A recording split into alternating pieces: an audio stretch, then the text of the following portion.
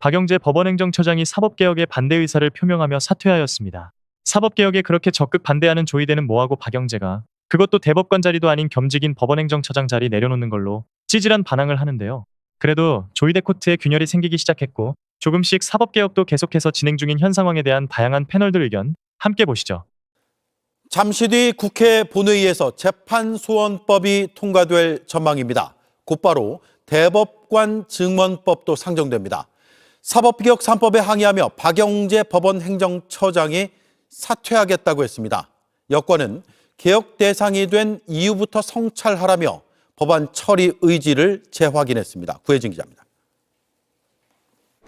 국회 본회의장에서는 곧 재판소원법에 대한 표결을 진행합니다. 확정된 법원 판결을 헌법재판소에서 심리해 취소할 수 있도록 하는 법입니다. 법력권 숫자를 감안하면 가결될 걸로 보입니다. 이어 사법개혁 3법의 마지막인 대법관 증원법이 상정됩니다. 현재 14명인 대법관을 2년 뒤부터 3년간 매년 4명씩 늘려 모두 26명으로 하는 내용입니다. 기존 대법관 중 임기 만료 예정인 10명에 증원되는 12명까지 이재명 정부에서 22명을 임명하게 됩니다. 필리버스터를 하고 있지만 법안 처리를 막을 방법이 없는 국민의힘은 의회 독재라며 거부권 행사를 요구하고 나섰습니다. 이재명 대통령이 당연히 위헌적인 그 법률에 대해서 거부권을 행사할 것으로 믿습니다. 사법부는 집단 반발 조짐을 보이고 있습니다.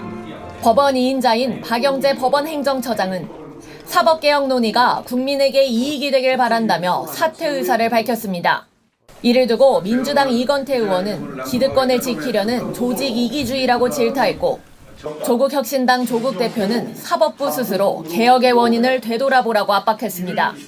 사법 3법은 내일 야당의 필리버스터가 끝나는 대로 국회 본회의를 모두 통과할 것으로 보입니다. JTBC 구혜진입니다. 자, 지금 사법부가 심각한데요. 내란에 대해서는 단 한마디도 하지 않았던 조이대가 사법개혁에 대해서 지금 대놓고 반발을 하고 있는 모습입니다.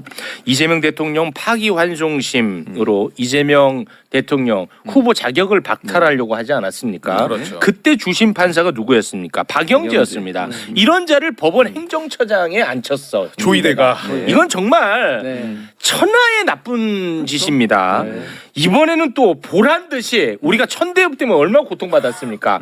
보란 듯이 천대엽이를 노태학 후임 선관위원장으로 내정을 했다는 거야. 와, 얘네들 지금 다 대놓고 하고 있거든요. 근데 박영재가 오늘 지금 막 이제 속보가 나오고 있는데 사법개혁에 반발을 해서 법원 행정처장직에서 사퇴하겠다. 뭘 하면서 사퇴합니까 지금? 지금 또 입장이 나오는 게 뭐라고 얘기를 하냐. 국민과 사법부를 위해 처장직을 내려놓게 됐다. 국민과 사법부를 위해. 대법관직을 내려놔야 돼. 그렇죠. 그러면 나 조금 그렇죠. 진정성. 네. 아, 얘네들 지금 너무 노골적입니다. 조금 그리고 걱정도 돼요. 어떻게 보고 계십니까? 예, 박영재는 내려놓고 싶었었던 것 같아요. 저희 법사위에 오면 긴장하고 땀이 줄줄줄 흐르고 그리고 우리를 보고는 눈을 잘 못 마주치고 내가 왜 법원행정처장에 왔을까 이런 게 사실은 눈에 보였어요. 그런데 조이대 대법원장은 일정 정도 보상처럼 주지 않았을까. 파기환송할 때 주심 대법관이었잖아요. 둘 간에 오간 거래가 있었을 거다. 저는 이렇게 생각해요. 그게 뭐 이런 거래는 아니어도 그러면서 법원행정처장 자리를 줬을 것 같다. 이런 생각을 했는데 와보니 법사위에 박은정 있지, 서영교 있지, 추미애 있지, 김용민 있지, 최혁진 있지. 아, 여기 잘못 왔구나.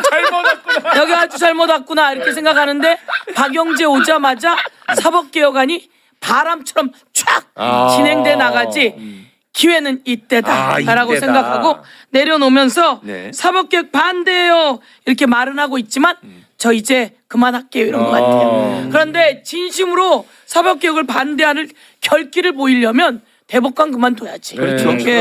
대법관 그만두고 지금이 기회예요. 싸우려면 대법관 그만둬야지. 어딜 가? 어딜 가? 제가 그랬거든요. 잘 오셨어요. 법원행정처장 잘 오셨어요. 너무 무서워. 내가 기다렸거든. 그래서 첫 질문이 그거였어요. 자, 12.3 비상계엄은 불법입니까 아닙니까?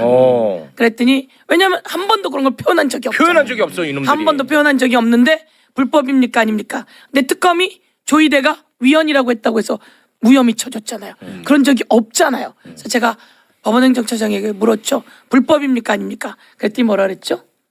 제 개인적 의견으로 불법이라고 생각합니다. 이렇게 말을 한 거예요. 그러니까 안에 가서 디립다 혼났을 거예요. 그래서 지금 자기는 도망가듯이 갔을 건데 어딜 가?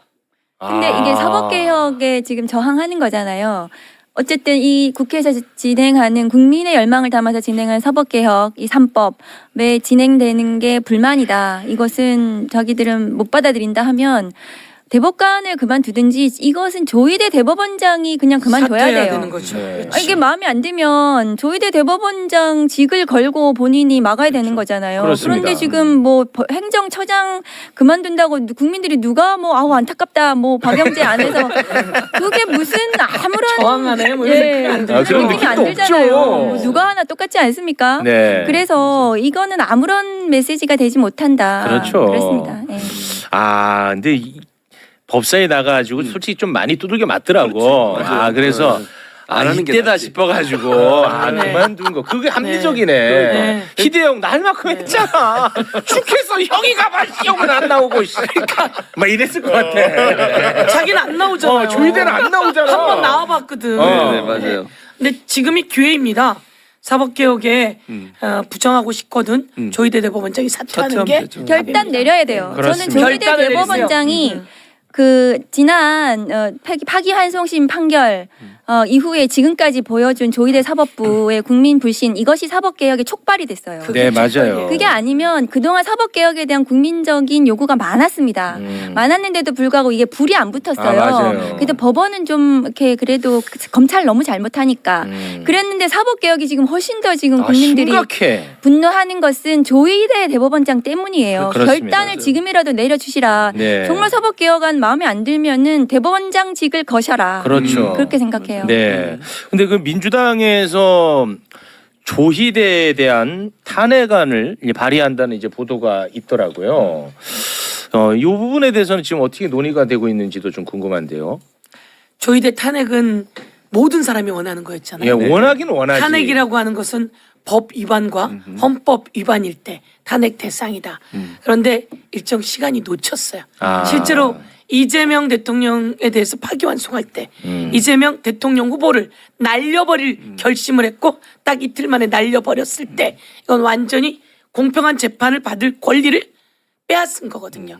그리고 이게 선거에 개입한 정치 중립의 위반의 소지가 있고요. 거기에 또 12.3 비상계엄 날 회의를 했잖아요. 회의를 해서 이 법원의 그 결정권을 계엄사령부로 넘기려고 했었단 말이죠. 이런 모든 것이 탄핵 사유다 이렇게 생각하고요. 지금 그 아까 말했듯이 법외국제와 사법 3법도 불이 좀 덜 붙었었는데 조희대 때문에 그리고 직위원회 재판으로 이 불이 붙어서 네. 촥 가는 거거든요. 지금 그래서 다시 불이 붙고 있는 시점이다. 저는 이렇게 생각하고 충분히 탄핵의 사유는 되는데 이 탄핵을 어떻게 만들어서 확실히 그러니까. 탄핵시킬 것인가. 예. 예, 그렇게 준비해야 될 그때 것 이제 같습니다. 파기환송 판결 났을 때 그때 법사위는 조희대 대법원장부터 시작해서 그 10명의 대법관들에 대해서 전부 다 탄핵해야 된다는 입장이었어요. 네. 그것이 그 헌법과 법률을 위반한 것이고 조희대 대법원장이 그 파기환송심을 이끌면서 반대 의견을 냈던 대법관들이 있잖아요. 그 대법관들의 이 사건에 대한 심의권, 그러니까 수기권 이것을 심각하게 침해한 그러니까 직권남용에 해당하는 거거든요. 그러니까 이 사건 기록을 7만 페이지를 충분히 보고 숙고할 만한 그 권한을 침해한 거예요. 조희대 대법원장이 이걸 이틀 만에 결정을 함으로써 그래서 그건 직권남용이 되고 직권남용 수사가 들어가고 탄핵이 돼야 된다. 이것이 저희들의 입장이고 다만 이것을 정말로 탄핵을 어떻게 시킬 것인가 하다가 그 다음에 이제 시기가 조금 지금 늦어지고 있긴 하거든요. 근데 네. 조희대 사법부가 지금 사법개혁안에 이렇게 저항을 하고 있는 이런 모습은 탄핵을 지금 불러오는 거죠. 사실은. 네. 저는 이 조희대가 굉장히 위험한 인물이고 정말 심각한 인물이다. 당장이라도 탄핵시키고 싶은 마음이 굴뚝 같지만 그 방법론은 내가 어떻게 될지 잘 모르겠어 나는. 그런데 나는 이렇게 얘기하면서 정말 이 혼란하게 만드는 사람들은 진짜 우리가 좀 걸러야 된다. 지금 문제가 워낙 사법부 심각하니까 이제 국회에서 사법개혁안을 이제 통과시키려고 했습니다. 이제 그러자 그때 사법개혁안 통과가 중요한 게 아니다. 인적 청산이 중요하다 하면서 조희대를 막 탄핵하재. 근데 이번에 탄핵안 낸다고 하니까 왜 이렇게 또 경솔하게 탄핵안을 내니? 이런 사람들은 이제 좀 걸러 알았지. 네. 너는 아니지. 저는 그런 권한이 없는데. 다 알고 있겠습니다. 아 그래서 이 방법론은 어떻게 할 거야? 왜냐하면 대법원장이잖아. 이게 참 그래서 좀 쉽지는 않을 것 같긴 한데 그렇다고 해서 이 자리에 놔둔다는 건 너무 맞습니다. 위험해. 맞아요. 좀 너무 불안해요. 네, 대법원장이라 이렇게 해본 적도 별로 없고. 그렇죠. 그런데 너무 온 세상 국민이 다 보는 앞에서 나쁜 짓을 했잖아요. 지금 말씀하신 그 내용. 그런데 선거에 개입했단 말이에요. 네. 대법원장이 바로 선거에 직개입했단 말이에요. 네. 직개입해서 대법원장 그만둬야지 되는 거예요. 그런데 이제 지금 양날개로 가줘야 될 시점이다. 네. 그러니까 준비하고 차곡차곡 만들어 나가고 그래서 성공시키는 게 중요하잖아요. 네, 맞습니다. 예. 헌법재판소가 저희가 한덕수 등 보냈을 때 다 기각했단 말이에요. 맞습니다. 그런데 나중에 재판에서 보니까 CCTV 영상 다 나왔는데 그렇습니다. 23년형에 완전히 내란 두목인데 네. 근데 헌재가 그 증거에 부족이 있거든요. 네. 차곡차곡 다 넣어서 확실하게 할 수 있는 준비를 사법개혁의 3법 추진 그리고 또 요 탄핵의 문제 조희대의 대법원장 자리를 유지하게 할 것인가 그건 안 된다라고 하는 부분을 준비해 나가야 될 것 네. 같습니다. 그 대선에 개입한 의혹이 있잖아요. 네. 예, 얘네들이 네. 조희대, 천대엽 이런 애들이. 근데 천대엽이 지방선거를 책임지는 선관위원장으로 가는 거는 이거 이렇게 찝찝할 수가 없거든요. 저는. 찝찝하죠. 이거 어떻게 해야 돼요? 천대엽은 외모와 말투에 우리가 살짝 초기에 흔들렸을 수도 있어요. 맞아. 너무 넥타이를 메고 다니니까. 예. 그런데 그 조희대가 했던 나쁜 짓들을 변명하고 방어해 주는 것으로 일관돼 왔어요. 맞습니다. 예, 파기환송할 때 종이 기록 자기 입으로 얘기합니다. 종이 기록만 보게 되어 있다. 근데 이것도 우리가 찾아냈으니 찾아냈죠. 답을 이야기한 것이고 그리고 12.3 비상계엄 때 법원을 전부 다 계엄사령부로 넘겨준다라고 했던 내용 등등 모두 다 잘못됐는데 조희대 입장에서는 천대엽을 성안위에 앉혀놓고 자기 아바타를 보낸 것 같다. 전 이런 생각을 합니다. 천대엽에게 경고합니다. 지금까지 해왔던 일대로 해서도 안 되고 조희대는 박영재를 법원행정처장에 앉힌 것부터 잘못된 것이고 그리고 자기 아바타처럼 중앙선거관리위원장에 앉힌 것은 잘못된 거다. 그래서 두 사람 다 그만두는 게 답이다 이렇게 생각하고 그것에 대한 문제제기를 저희들이 해나가야 근데 되죠. 이제 저 궁금한 게 뭐냐면 이제 위원장은 사실 선관위원장은 9명으로 위원이 구성되잖아요. 위원은 그렇죠. 원칙은 호선하게 돼 있거든요. 근데 관례상 대법관이 대법관이 맡아봤어요. 근데 이걸 하더라고. 혹시 위원들이 호선하면서 바꾸면 안 돼요? 에이, 그건 관례가 그 부분에 있어서. 대해서 제가 지난 국정감사 때 문제 제기를 했어요. 네네. 그렇게 호선해가지고 대법관이 선관위원장을 하는 것은 진짜 문제가 있다. 이건 외국하고도 또 맞지가 않다. 이걸 바꿔야 된다는 문제 제기를 해놓은 상태이거든요. 그런데 지금 조희대 대법원장은 박영재 대법관을 행정처장으로 앉히고 네. 천대엽 그 문제가 많은 천대엽을 또 선관위원장으로 앉히고 이게 그냥 봐주 그냥 우리 어쩔래 배째는 맞아요. 이런 느낌이잖아요. 진짜 국민들한테 심각한 것 정말 같아. 그 겸손하지 않고 네. 잘못했다는 태도가 전혀 아닌 그래서 정말 심각한데 네. 그런데 또 아까 우리 진행자께서 말씀하셨다시피 대법원장을 탄핵하고 이런 문제 또 하나 있습니다. 지금 법무부에서 국민의힘 해산, 정당 해산하는 이런 문제에 대해서 그 의견은 굉장히 많을 수가 있죠. 우리 국민들께서 답답하시고 네. 그런데 정부 입장에서는 또 사법부이기도 하고 또 하나의 정당이기도 하고 이렇게 해서 이것을 해산하거나 맞아. 탄핵하거나 이런 것에 굉장히 정무적인 맞아요. 고려가 필요한 거예요. 그래서 맞아.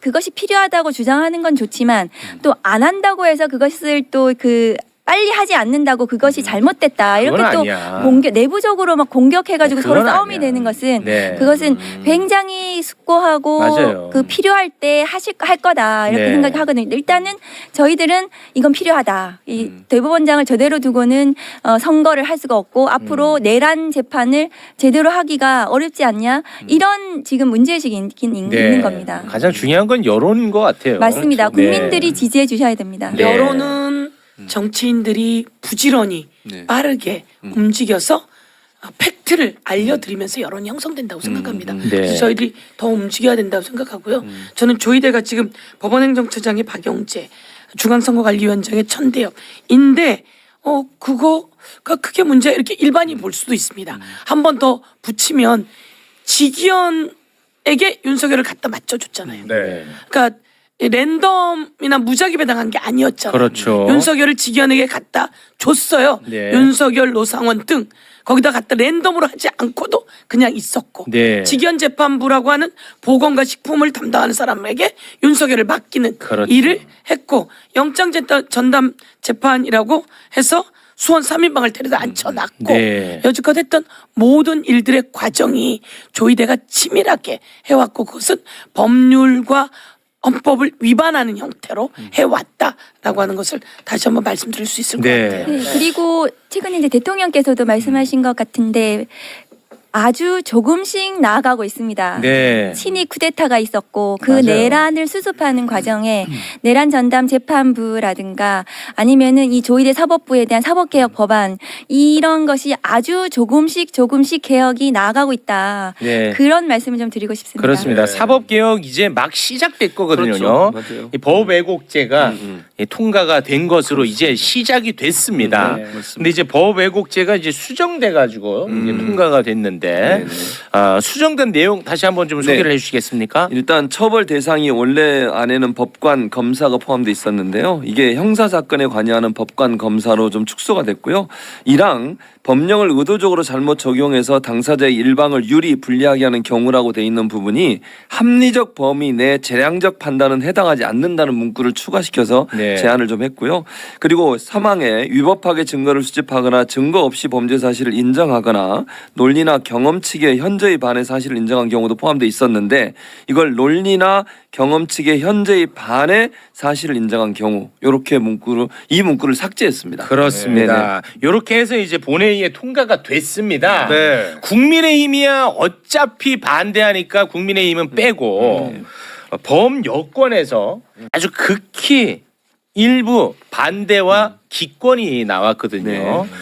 그런데 거기에서도 의견이 좀 갈립니다. 반대한 분은 법 왜곡죄가 너무 과하다 해서 이제 반대를 한 거고 기권한 분은 너무 약하다 누더기가 됐다 그래서 기권을 해서 이제 했었고. 기권한 일이 있었습니다. 그 중에 한 분이 우리나라에 살고 있었으니 예. 바로 박은정 의원입니다. 네, 이거 너무 누더기가 됐다. 너무 네. 약하다. 그러니까 네. 우리 법사위에서 작년 12월 3일 내란 발발 1년 되는 날 법사위에서 법왜곡죄를 통과시켰습니다. 법사위에서 통과시킨 그 원안으로 저는 충분하다고 생각했는데 네. 그 후에 굉장히 몇 달이 지나서 이것이 본회의 상정 직전에 이게 축소가 됐습니다. 네. 저희들이 통과시킨 것은 전체 재판, 민사, 형사, 행정 관한 등 모든 재판에 대한 법을 왜곡해서는 안 된다라는 네. 것이었는데 형사 사건에 국한시켜서 좀 후퇴한 법이에요. 음. 전체 사건 중에 형사 사건이 한 15% 정도 됩니다. 그럼 나머지 85%의 재판에 있어서는 그 해당이 안 되는 거죠. 그러면 좀 이것이 사법개혁의 일환으로 추진되는 이 법왜곡죄가 좀 후퇴한 법안이 아닌가. 그리고 그것이 법사위에서 통과시킨 한참 후에 갑자기 본회의에 상정 전에 이렇게 바뀐 것은 좀 저는 절차적으로도 조금 문제가 있다는 네. 생각이 들고 그래서 그 바뀐 법안으로는 예컨대 제가 준비가 됐는지 모르겠지만 네. 제가 그 윤석열 감찰 징계 당시에 항소심 재판에서 항소심이 취소됐는데 취소된 이유가 법무부 장관이 검찰총장 징계 심의에 관여할 수 없다라는 검사징계법에 있는 규정을 그 심의라는 것을 해석하면서 항소심 판사들이 심의는 한글 정의로도 심사와 토의로 토의하다. 되어 있습니다. 그런데 그때 추미애 법무부 장관께서 징계 날짜를 정하고요. 징계위원을 임명하고 이거를 심의라고 자기들이 법을 왜곡해가지고 추미애 법무부 장관이 징계위원 임명하고 징계 날짜, 기일을 정한 거 이것도 심의에 관여했으니까 다 위법하다. 그래서 취소해.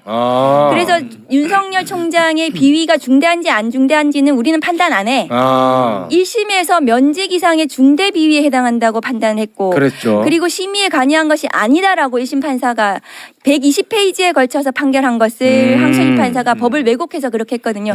저것은 윤석열의 법무부가 상고를 포기해서 확정됐습니다. 네. 저것은 행정 판결이거든요. 예. 그래서 형사가 저는 아니고 행정. 형사가 아니고 행정에서도 법이 왜곡될 수 있다. 음. 그러면 국민들이 인생을 걸고 민사재판, 행정재판, 기타 가사재판 등등 다니는 그런 국민들에 대해서도 우리가 살펴야 된다. 법 왜곡죄를 그렇게 축소시켜서는 안 된다는 그런 네. 취지로 저는 기권을 했고요. 다만 그렇지만 아까도 말씀드렸다시피 15%만이라도 우리가 조금씩 나아가고 있는 조금씩. 거거든요. 네. 이것이 개혁이 아닌 것은 아닙니다. 그래서 1호 법안이 통과된 것은 저는 의미가 있다. 네. 그렇게 생각합니다. 기권을 했으니까 네. 요런 이야기를 또 우리가 들을 수 있는 기회가 있는 거 아니겠습니까? 그럼요. 네. 조금씩 나아갑니다. 네. 뭐 너는 왜 기권했냐? 네, 뭐 그건- 이건 아니야. 네. 의미 있는 기권이야. 맞아요. 우리가 설명을 들을 기회가 맞아요. 있잖아. 그렇죠. 우리 합리적이잖아. 맞지? 맞아요. 그 요거 어차피 통과됐으니까 이제 그만해. 요 얘기는. 아 저한테요? 그래 그만하겠습니다. 이제. 아니 근데 정말 설명을 잘하는 잘하시네 진짜. 당사자이기도 하고 쏙쏙 쏙쏙 들어오네 진짜. 저희 법사위에서 같이 통과시켰거든요. 의원님하고. 쏙쏙 네. 들어오네. 쏙쏙 들어와. 아니 사실 형사로 좀 충분하지 않아? 이런 생각을 할 수 있거든요. 근데 이때 윤석열을 제대로 1심에서 했던 것처럼 했다면 대한민국이 지금 이렇게 후퇴하진 않았을 거다. 그건 맞죠. 예. 네. 그래서 정말 그 지점마다 중요한 게 있는데 그 사례를 우리 박은정, 추미애 두 분이 몸소 겪었고 네. 그때 제가 법사위원으로 당에서 착착 뒷받침해줬었죠. 네. 윤석열이 잘못됐다 이렇게. 법사위원님들은 되게 한마음이시고요. 네. 그리고 민주당 의원님들도 한마음이실 거라고 생각해요. 네. 다만 이제 이 법이 통과됐을 때 법사위원들은 지금 저희가 트라우마에 시달리고 있어요. 왜냐하면 위헌 막 너무 맞아. 그래가지고요. 네. 그러니까 이게 위헌도 아닌데 계속 위헌이야 위헌 아니야 뭐 그렇게 비판들을 하셔가지고 네. 최대한 이것이 논란이 되지 않도록. 맞아요. 근데 개혁을 하는데 논란이 안 될 수가 안될 없어요. 수도 저항하는 없고. 세력들이 세거든요. 그래서 저희 법사위에서 통과된 원안이 저희는 아무 문제가 없다고 생각하지만 네. 그럼에도 불구하고 구체적으로 명확화하신 것은 저는 명확성의 원칙을 봤을 때 맞는데 그러니까 축소시킨 것은 저는 좀 아쉽다. 굉장히 아쉽다 네. 그런 생각이 조금씩 들거든요. 뭐 또 이렇게 조금씩 나아가고 있습니다. 나아가야죠. 그리고 네. 이 법안이 이렇게 된 것에 대해서 또 제가 알기로는 민주당 당 대표와 네. 그다음에 그 법사위원장이 지금 뭐 사법개혁안부터 시작해서 검찰개혁부터까지 개혁 법안 추진에 있어서 두 분이 의견이 다른 적이 단 한 번도 없으셨어요. 단 한 번도 없었습니다. 네. 그래서 그 믿고 저희들이 지금까지 온 거거든요. 그래서 너무 과도하게 이것이 뭐가 누가 잘못했어 그건 이렇게 아니고. 비판하시는 것은 네. 저는 그것은 좀 그것이 아니다. 그래서 네. 그 법사위원장님과 민주당 당 대표님이 그 개혁에 대한 의지와 그다음에 그다음에 방향성. 타협하지 않는 그 방향성에 대해서는 한 번도 틀린 네. 일치하지 않은 적이 없었다는 그 말씀을 좀 드리고 싶어요. 그렇습니다. 이 얘기를 왜 하냐면 네네. 이번에 이거 수정안이 통과되면서 법사위원장 추미애 위원장은 이거 이렇게 가면 안 그렇죠. 된다고 이제 네, 반발을 얘기를 했고 했죠. 이제 그렇다 보니까 이런 말씀을 네, 하시는 네. 건데 네. 정청래 대표가 좀 잘못됐다는 입장이시죠? 무슨 말씀이세요? 아, 갑자기 아닙니까? 나한테 왜 그건 그런 아니에요? 예, 네. 강성필한테 물어보세요. 알겠습니다. 네. 전 더 이상 이 말하지 않습니다. 수정에는 조국 혁신당에서 추정안도 또 얘기된 거 그러니까 아니었습니까? 두 분이 뭐 얘기 나눴다는 기사가 있어요. 그 맞습니까? 조국 대표하고 정청 대표하고. 그 조국 대표가 문제 제기한 것은 이 내용의 이제 명확성을 좀 더 기해야 된다는 것이고, 그런데 이게 아마 형사 사건으로 축소되는 부분은 그것은 조국 혁신당에서 문제 제기한 부분은 아니거든요. 네. 그 부분은 그래서 두 분이 그걸 상의해 가지고 했다는 것은 전 아니라고 생각을 하고요. 네, 그럴 네. 리는 없다고 생각하고, 알겠습니다. 다만 이것이 오늘 뭐 기사를 보니까 정부에서 아마도 이게 그 급하게 네. 이 법안이 아마 뭐 당으로 전달이 됐고, 네. 그래서 이 법안이 수정이 된 것이다, 이런 기사도 봤습니다. 네. 근데 이 법사위에서 충분히 논의했거든요. 상임위를 통과한 법에 여러 대해서 번 논의했죠. 본회의 직전에 이렇게 수정하는 것은 굉장히 저는 좀 좋지 않은 절차적으로도 좋지 않다는 생각이 들고, 그리고 그럼 나중에 검찰개혁 법안도 이렇게 할 겁니까? 검찰개혁 법안도 상임위에서 저희가 충분히 국민적 염원을 담아서 민주시민이 만든 법을 상임위 통과시켰는데 다시 본회의 전에 이것이 수정될 수도 있습니까? 네. 저는 그것은 안 된다고 네, 생각합니다. 알겠습니다. 예. 그 조국 혁신당 얘기권에서 또 그 조불쇼 나오잖아. 그냥 가면 되는데 그 얘기를 또 왜 갖고 또 기사에 나와서 예. 여쭤본 거예요. 알겠습니다. 우선 제가 한 말씀 조금씩 이제 드리면 나아갑니다. 네. 사법개혁. 네, 제가 한 말씀 드리면 들어갔어요, 발이. 그럼요. 법 개정할 때 음.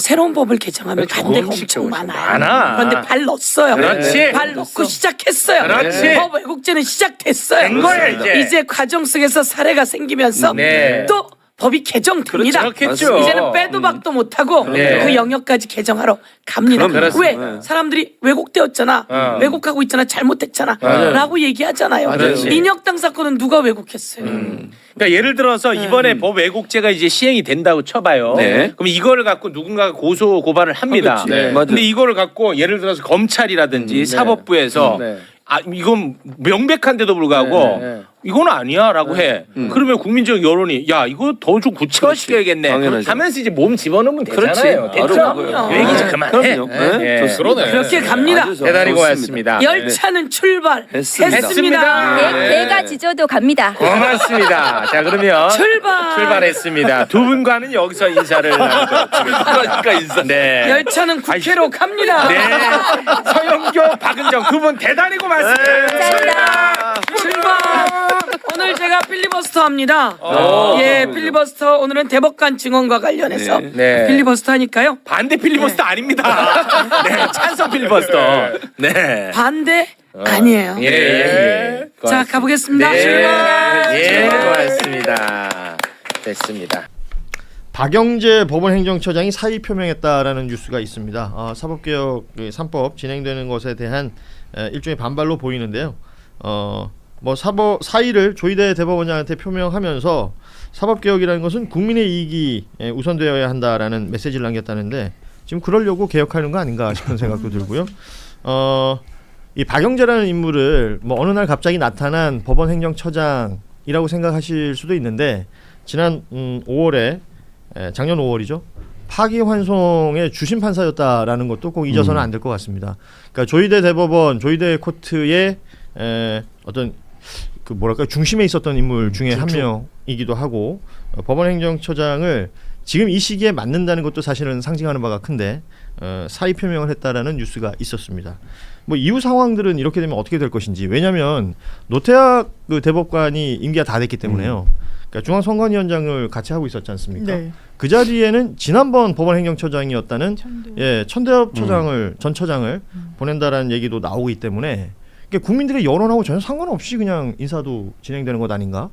그리고 대법관 제청도 지금 안 하고 있어요. 그러니까 이런 것들은 좀 계속해서 체크하고 목소리를 내야 되지 않을까요? 그러니까 지금 노태학 대법관이 3월 3일 날에 이제 그만두시는데 그 다음 주면 이제 끝나는 거죠. 실제 그 대법관 후보에 대한 제청은 평상시보다 한 2, 3주 정도 지금 늦고 있어요. 벌써 4명이 지금 올라가 있고 그중에 한 명 이제 윤성식 부장이라고 서울고등법원 내란전원 재판부 일부 지난번 소영길 전 대표 무죄 내린 그 판결의 주인공이기도 한데 이렇게 지금 버티면서 조희대 대법원장이 대법관 후보 제청을 안 하게 되면 결과론적으로는 노태학 대법관이 그만두면서 대법관 수가 한 명이 또 이제 줄어들게 돼요. 그러면은 사실은 지금도 사람이 없는데 근데 왜 그러느냐를 이제 따져봐야 돼요. 제가 보기에는 좀 항의성으로 좀 안 하고 있는 거 일종의 아닌가. 예, 이제 그런 생각도 조금 들고 실제 그 4명의 추천 멤버 중에서 누구를 올려야지 대통령이 이렇게 쉽게 이걸 해줄까 뭐 이런 좀 계산도 좀 하는 것 같고 그리고 저는 박영재 전 행정처장 이제 뭐 행정 전이라고 해야 되겠죠. 사실 얼마 되지 않았는데 행정처장 된지 이분도 사실은 이 사법개혁 3법 관련해 가지고 어제 법 왜곡제가 통과가 되면서 대법원장 플러스 나머지 이제 전국 법원장들 43명이 여기 대해서 조금 되게 분노한다 이런 얘기를 했는데 그러면은 그에 상응하는 뭔가 후속 조치가 있어야지 말로만 분노해서는 소용이 없잖아요. 그러니까 그에 대한 상응하는 어떤 행동을 하는 사람의 행동대장 비슷하게 박영재 처장이 자기가 총대 메고 처장 자리를 지금 놓은 것 같아요. 근데 많은 분들이 뭐 처장 자리 내놓는 게 뭐가 의미가 있냐 뭐 이런 얘기하는 분들 있는데 그렇지 않아요. 사실은 대법원의 그 법원행정처장이라고 하는 자리는 정말 중요한 자리고 정말 다 꿈이에요. 그래서 그 자리를 내려놓는다는 건 본인 입장에서는 쉽지는 않았을 건데 근데 그렇게 뭐 조희대 대법원장이 내놓을 수는 없으니까. 그래서 박영재 처장이 이제 내놓으면서 항의를 좀 강력하게 하는 그런 모습인 것 같습니다. 지금 보면 이제 댓글에도 올라오는데 대법관을 제청하지 않으면 이거 뭐 직무유기 같은 걸로 못 거나요?라고 물어보시는 분들도 있어요. 직무유기라는 건 거의 고의로 이제 법률의 위반에 준할 정도의 이제 의무의 혜택가 있어야 돼서 형사상 직무유기로 뭐 고발을 할 수 있을지언정 실제 처벌까지 이르긴 어렵고 이거는 사법부가 정말 국민 존중 받으려면 그냥 해야지 시위성으로 이렇게 읽히는 행동을 하면 안 되는 거죠. 아니 본인들이 이게 직권하면 권리행사 방해하고도 연결이 되죠. 그러니까 예를 들어서 지금 대법관 부족하다고 계속 얘기하는 거 아니에요? 맞습니다. 근데 왜 제청을 안 하고 이렇게 시간을 끌까? 그러면 그 속내를 들여다보면 소위 말하는 사법개혁안들이 지금 나오고 있고 법원장들이 모여서 회의까지 해서 우리는 이거 반대요. 그리고 뭐 사법개혁할 때 우리도 같이 해야 돼요 라는 목소리를 내고 있는 상황이다 보니까 뭔가 이렇게 말씀하신 것처럼 항의성, 저항의 목소리, 뭐 직을 내려놓는다든지 뭐 이러고 있는데 조희대 대법원장은 또 가만히 있거든요. 좀 뭐 전략적인 침묵이라고 봐야겠죠. 근데 저는 이게 수개월 때 좀 답답한 상황인 게 뭐냐면, 그러니까 법원 개혁, 사법 개혁을 하는데 법원의 참여가 필요하다라는 거에 동의하지 않을 사람이 어디 있겠습니까? 그러면 안이 있어야 돼요. 그렇죠. 그러니까 법원장들이 30몇 명이나 모여서 회의를 할 거면 우리가 생각하는 사법개혁에서 중요한 건 이런 거다. 우선순위는 이렇게 돼야 된다. 뭐 이런 안을 갖고 와야 그 다음에 사회적인 공론이나 수기가 가능한데 지금 가장 말하자면 그 법원장들이 지금 하고 있는 건 약간 생떼, 안티 뭐 이런 거 외에는 어떤 이제 말하자면 해법에 대한 접근이 이루어지지 않고 그래서 우리는 무조건 이거 싫어 이렇게 되면 어떻게 되냐면 그들이 그토록 경계하는 정쟁화될 수밖에 없어요. 아니 그러니까 그 법원장 회의라는 곳에서 나왔다는 얘기가 우리가 검찰보다도 못한 취급을 받고 있다 뭐 이런 얘기는 하고 있고 그러니까요. 계속 한다는 얘기가 수기가 필요하다라고 하고 이게 지금 한 해 두 해 된 이야기입니까? 어제도 저희 얘기했지만 법외국제도 그렇고 재판소원도 그렇고 지금 여기 나와 있는 변호사들이 대학 다닐 때부터 그 얘기가 있었다는 거 아니에요? 오래된 노이죠. 그러니까 지금 이 사람들이 하는 말이 너무 안 와닿는 거죠. 아무튼 지금 법원행정처장이 자리를 내놨다라는 뉴스가 있었고요. 또 하나는 지금 2차 종합특검이 현판식하고 시작을 했다라는 것에 이제 좀 시선이 가 있지만 상설특검이 있었습니다. 안건섭 특검이 있었는데 두 가지였죠. 관본권 띠지 관련된 게 있었고 또 하나는 쿠팡 그 퇴직금 미지급 수사방해 부천지청에 이 내용이 있었는데 부천지청 사건에 관해서 엄희준, 김동희 이 두 명의 검사를 기소했다라는 내용이 조금 전 뉴스로 나왔습니다.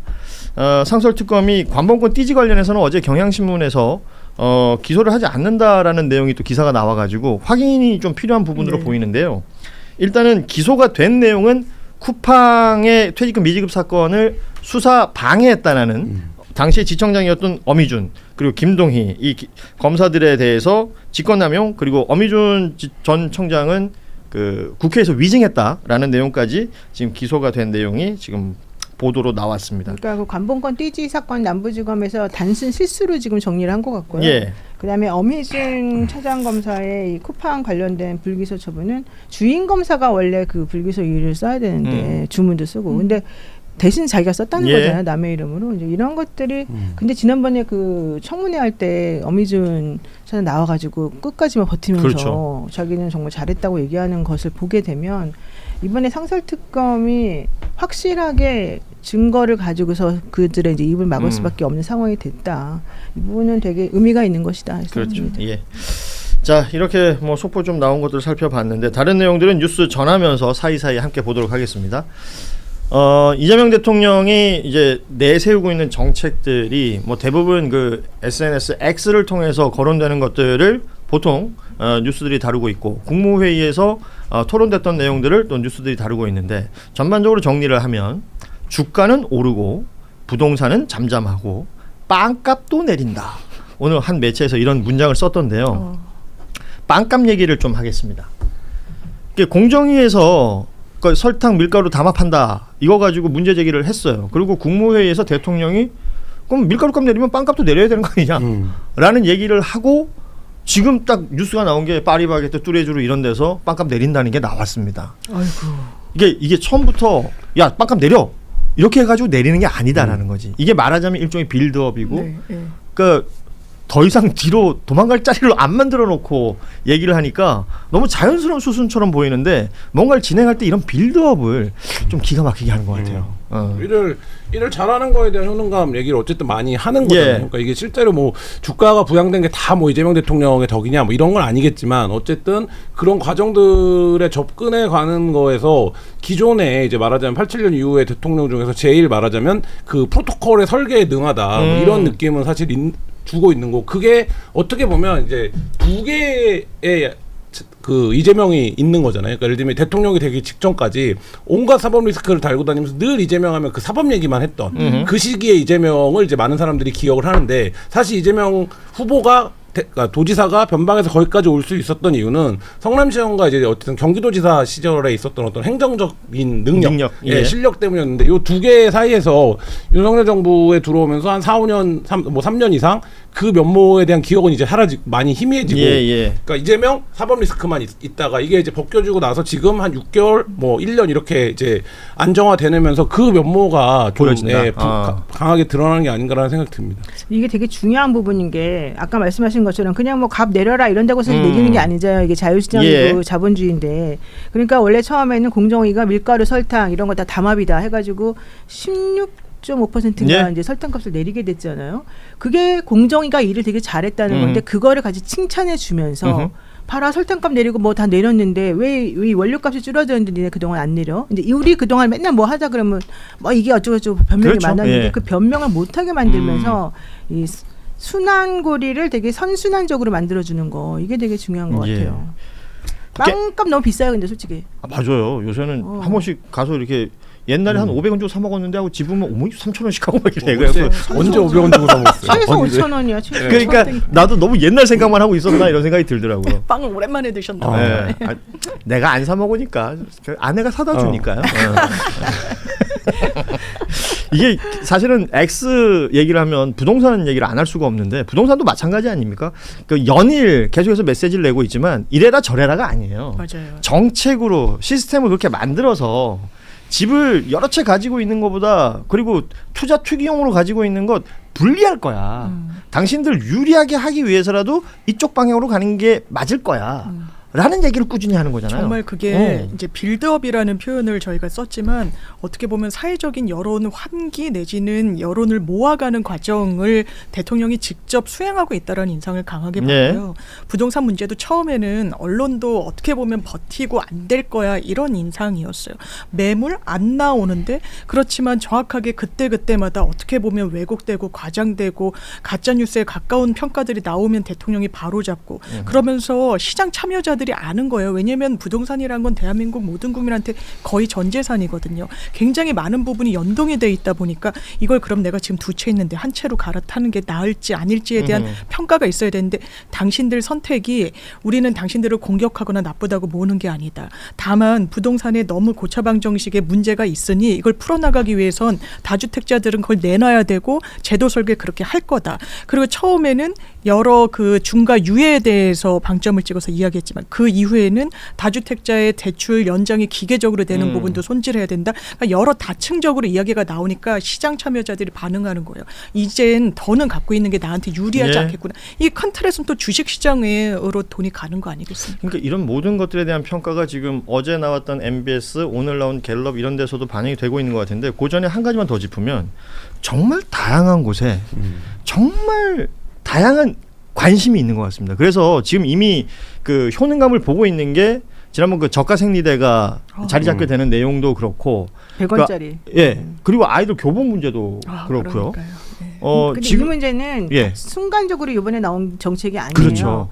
대통령이 성남 시장 시절부터 계속해서 일관되게 추진해왔던 사실 그 정책이고 이게 되게 사소한 부분이기도 한데 이제 혹자들은 너무 대통령이 짜잘짜잘한 거에 너무 이렇게 다 하나씩 다 짚어가지고 자기가 다 한다 이런 얘기 하는데 아무리 추상적으로 말을 해도 지시가 내려가도 그게 안 이루어지니까 그냥 본인이 답답해서 딱딱 해버리는 거거든요. 그리고 그렇게 국무회의 자리나 이런 곳에서 이제 현안 부처들하고 얘기를 하면서 나온 것들이 결국은 시민 국민들이 바라는 방향으로 무언가가 결과물이 나오니까 지금 반응이 좋은 거지 않습니까? 지금 오늘만 해도 그 과거 성남시장 시절 했던 그 유명한 계곡 불법 점유하고 있었던 상점들에 대한 이야기를 경기도지사 때 그렇게 해서 전수조사를 얘기했는데 이제 올라온 게 800 몇 개밖에 없다는 거예요, 전국에. 그럴 리가 없을 텐데. 그렇죠. 여기에 대해서 어느 누구도 그 이재명이라는 인물을 반박을 못하는 거지.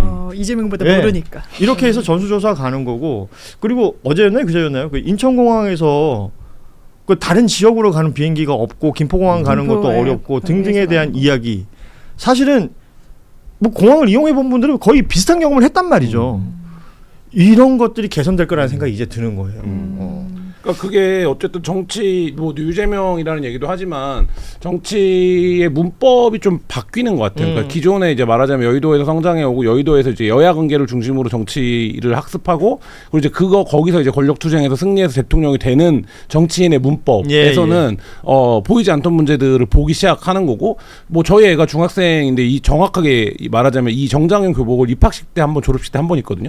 애들은 안 입어요 이제. 그렇지. 근데 정부 지원은 늘 거기에 한 가구당 뭐 20만 원씩은 최소 나오니까 그러면 이제 그 돈을 계산해 보면 그게 돈이 얼마입니까? 그렇죠. 그러면 그거를 효과적으로 쓸 수 있는 방법이 사실 있는 거죠. 근데 이제 그게 지금 노 변호사님 얘기한 대로 과거에 대통령이 이런 얘기, 뭐 대통령이 그런 얘기까지 해? 뭐 이렇게 생각을 하는데 그게 실제 금액적으로 계산해 보면 경제적으로 환산해 보면 얼마나 큰 금액입니까? 그러니까 사실 이제 이런 문제들을 그러니까 이거는 그리고 또 한 가지 장점이 이런 거죠. 정쟁의 대상이 되지 않죠. 그러니까 예를 들면 발굴된 이슈인 거잖아요. 그러니까 대통령이 어쨌든 한 거고 근데 이게 물론 모든 면에서 대통령이 이렇게 초인적으로 끌고 갈 수는 없겠죠. 근데 어쨌든 몇 가지 지점에서 지금 어쨌든 임기 초라는 점도 감안해야겠지만 굉장히 좀 효능감이 있는 거는 맞는 것 같다. 어쨌든 대통령이 이렇게 하는 거는 되게 그 중요한 핵심 포인트는 이거 같아요. 뭐라고 내가 말했는데 그렇죠 그러는 거예요. 중요한 핵심 포인트가 있다. 핵심 포인트가 뭐냐면 실제 그동안에 우리는 거시적인 담론으로만 뭐가 문제네 이렇게 얘기를 해왔는데 보세요. 생리대 문제, 교복 문제, 뭐 밀가루 뭐 빵가 문제 이런 거 되게 자잘자잘한 거잖아요. 근데 그 자잘자잘한 것 속에 만연되어 있는 대한민국의 부패가 사실은 그 기본 골자였던 거예요. 그런 것들도 이제는 우리가 체크해가지고 다 발본색원하고 이제는 그런 부정부패가 자리 잡지 못하게 내가 하겠다. 그 얘기 이게 가장 알았어, 내가. 그랬구나. 미안해요. 핵심 포인트 할 때 알았어. 이미 포에서 인 넘어갈 때 알았어. 이미 다 이렇게 아는구나. 이런 것들을 사람들이 해석을 한다니까요. 단순히 뭐 값이 내렸다, 뭐 교복이 이렇게 된다, 생리대가 이렇게 된다가 아니라 그래 이거 예전부터 우리 알고 있었던 거잖아. 그게 이렇게 바뀌는구나. 근데 바뀌는 과정이나 방법이 그렇게 어렵지 않았네? 저는 이슈를 타고 가는 방식에 있어서 여태까지 역대 통틀어 대통령 중에 제일 능하다고 보는데 무슨 얘기냐면 5천 찍었을 때 언론들이 보수 언론도 그런 기사를 쓰기 시작했어요. 5천 찍은 거를 비판만 할 수는 없잖아요. 그러니까 이 5천에 그늘이 있다. 주식 안 하는 사람도 있다. 그리고 이게 일부가 성과를 가져가는 구조면 안 돼. 이거를 보수 언론도 쓰더라고. 저희도 썼습니다. 그러니까 지금 그 후에 6천 가는데 6천 때는 5천처럼 떨썩하게 안 했어요. 그리고 지금 뭐를 던지고 있는 거냐면 그래? 주식 안 하는 사람들의 문제를 좀 건드려 볼까? 이런 그러니까 물론 사후적인 해석이겠지만 그래서 급격하게 이제 말하자면 그런 문제로 전환해서 말하자면 이제 그런 것들을 조율해 가는 거에서 저는 굉장히 능수능란하다 이런 생각은